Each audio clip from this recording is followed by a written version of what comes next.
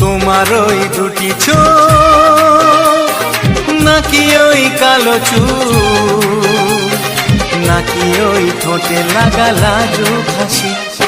এ বলে আমায় দেখ ওরে, ও বলে আমায় দেখ, এ বলে আমায় দেখ, ও বলে আমায় দেখ, তোমাকে পেয়ে আমি দারুণ খুশি।